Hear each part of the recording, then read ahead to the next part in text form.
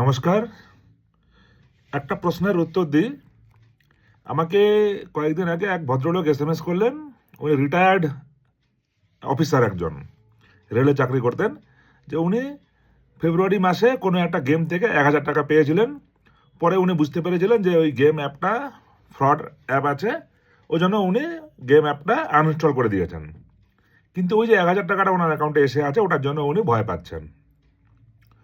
আবার অনেক ভাইরা বলে, স্যার আমি আগে গেম খেলতাম, এখন গেম খেলি না, আমার কি কোনো ভয় আছে? ভয় লাগছে স্যার, সব জায়গাতে এরকম এরকম হচ্ছে।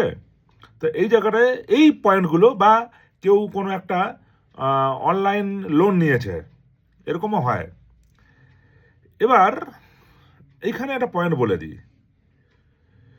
সেটা হলো, কেউ একজন গেম খেললো, তুমি কোনো একজন ভাই আছো, তুমি গত 6 মাস 1 বছর ধরে গেম খেলেছো, তোমার অ্যাকাউন্টে তুমি ছোটোখাটো টাকা, ছোটোখাটো বা বড় যাই হোক অ্যামাউন্ট তুমি রিসিভ করেছো। এইবারে সেই রিসিভগুলো কোথা থেকে হয়েছে তুমি কিন্তু জানো না, তাই না? তাই তোমার এখানে আগে ভাগে কোনো ব্যবস্থা নেবার কোনো কিন্তু রাস্তা তুমি পাচ্ছ না, ঠিক আছে? এবারে তুমি হঠাৎ করে কিছুই গেম টেম খেলো না, কিছুই করো না, তুমি একটা সাধারণ জীবনযাপন করছো, হঠাৎ করে তোমার অ্যাকাউন্টে ৫০,০০০ টাকা তোমার আননোন সোর্স থেকে এলো, তখন তুমি থানায় বলে দিলে, থানায় একটা ডায়েরি করে দিতে পারো, বা তুমি ব্যাংকে একটা চিঠি করতে পারো যে এই এই অ্যামাউন্টটা আমার অ্যাকাউন্টে এসছে, এটাকে হোল্ড করে রেখে দিন।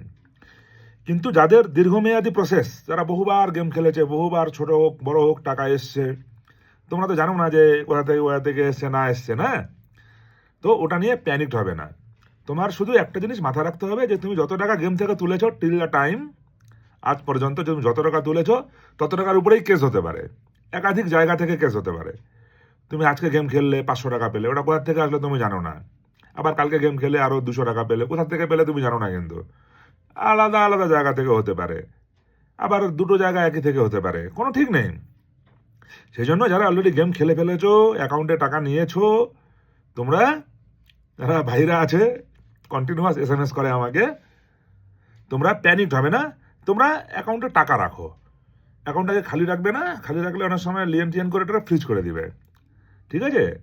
তোমরা অ্যাকাউন্টে টাকা রাখবে, যাতে কিছু টাকা রাখবে। হ্যাঁ, যদি কোথা থেকে কোনো জায়গায় কমপ্লেন হয়, যাতে ওই তোমার অ্যাকাউন্টে ঢুকে, যাতে ওখান থেকে টাকাটা কেটে নেওয়ার মতো একটা জায়গা থাকে। প্যানিক হওয়ার কোনো প্রয়োজন নেই। এক ভাই কালকেই কমেন্ট করলো, আমি আজকে সকালেও পোস্ট করলাম, যে ফার্স্ট লেয়ারে কিন্তু অনেকেই অনেক কথা বলে, আমি কারো সঙ্গে কোনো উত্তর দিতে যাচ্ছি না। ফার্স্ট লেয়ারে মেল করে কাজ হয়ে গেছে। মেল করেই কাজ হওয়ার কথা, কাজ হয়। কেউ যদি কোঅপারেট না করে, কোনো থানা, হয়তো হরিয়ানা কোনো একটা থানা, পাঞ্জাবে কোনো একটা থানা অফিসার, কোনো একজন পার্টিকুলার অফিসার হয়তো সহায়তা করছেন না, সেটা অন্য ব্যাপার, সেজন্য হয়তো দেরি হচ্ছে। কিন্তু তোমরা ১০-১৫ দিন ২০ দিন পর পর মেল করে যাবে। আর আগে ভাগে প্যানিক হবে না, স্যার এখন তাহলে কী করবো, আমি তো ভয়ে আছি। এগুলো কোনো ভয়ের কোনো ব্যাপারই নাই। সাইবার যে এই পয়েন্টগুলো আছে, সরাসরি ইনভলভমেন্ট না থাকলে কোনো ভয়ের কোনো কারণ নেই। সেদিন একটা ছেলে অ্যারেস্ট হলো, এই মাস ২ হলো, ওটা নিয়ে অনেক হাইপ হলো। ওর ৫২-৫৩টা অ্যাকাউন্ট, ওর কাছে ৩০-৩৫টা ক্রেডিট কার্ড। সে যদি অ্যারেস্ট না হয়, তাহলে কে অ্যারেস্ট হবে বলো? তুমি তো ওরকম নও, তোমরা তো ওরকম নও। তোমরা গেম টেম খেলেছো, বা কেউ হয়তো ৫,০০০ টাকা লোন টোন নিয়েছো। এই লোনের ব্যাপারটা আমি আরেকদিন বলবো। তবে যারা এইভাবে অনেকবার টাকা পয়সা নিয়ে আছো, অল্প হোক বেশি হোক, তোমার অ্যাকাউন্টে টাকা রাখবে, প্যানিকড হবে না। যেখান থেকে কমপ্লেন হবে, হঠাৎ করে তুমি দেখলে ৫০০, তুমি মনে করো আজ পর্যন্ত ৫০,০০০ টাকা তুলেছো, হঠাৎ করে তুমি দেখলে ৫০০ টাকার একটা ডিসপিউট অ্যামাউন্ট দেখাচ্ছে তোমার অ্যাকাউন্টে, তোমার নোটিশ আসলো তোমার কাছে, ভয় পাবে না, মেল করবে, ঠিক হয়ে যাবে। ঠিক হওয়ার উচিত, ঠিক আছে? অনেকেই বলছে যে পুলিশ সহযোগিতা করে না, পুলিশ ওখানে উল্টোপাল্টা দাবি করে। সেটা সেই পার্টিকুলার পুলিশের ব্যাপার, যিনি ওরকম করছেন। হরিয়ানার কোনো পুলিশ, পাঞ্জাব, গুজরাটের কোনো পুলিশ যদি এরকম করে থাকে, যেখানকারই পুলিশ হোক, যদি এরকম কিছু করে থাকে, তাহলে সেটা ইলিগাল। আইন অনুযায়ী তোমার কোনো সমস্যা হওয়ার কোনো কারণই নেই। খুব সিম্পল থাকো। আর গেম খেলাটা কিন্তু বাদ দিতে হবে।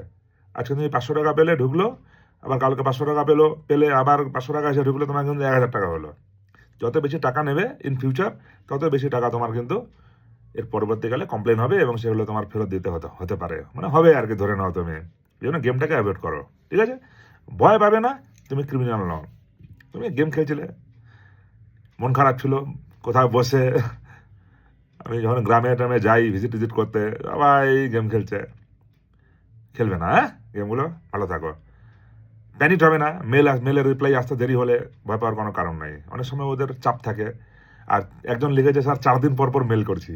4 দিন পর না, ওদেরকেও কাজ করতে দিতে হবে, 10-15 দিন পর করবে, 15-16 তোমার টাইম, 10 টাইম থাকো, ভালো থাকো। আমি একটু তোমাদেরকে বোঝাতে পেরেছি, তোমরা একটু ব্যাপারটা বুঝতে পেরেছো, সেটা অনেকের পোস্টের কমেন্ট দেখলেই বোঝা যায়। তোমরা যেভাবে গিয়ে কমেন্ট করছো, ওখানে কমেন্টগুলো মাঝে মাঝে আমার কাছে আসে, স্ক্রিনশট আসে অনেক সময়। ঠিক আছে, এই কনফিডেন্সটা রাখবে। মানুষ, পৃথিবীর প্রত্যেকটা আইন মানুষকে সেভ করার জন্য থাকে, কারো ক্ষতি করার জন্য কোনো আইন নেই। সাইবারের যে আইনগুলো আছে, ওগুলো তোমাকে মারার জন্য নেই, তোমাকে বাঁচানোর জন্য আছে। ঠিক আছে, ফাইন থাকো, থ্যাংক ইউ।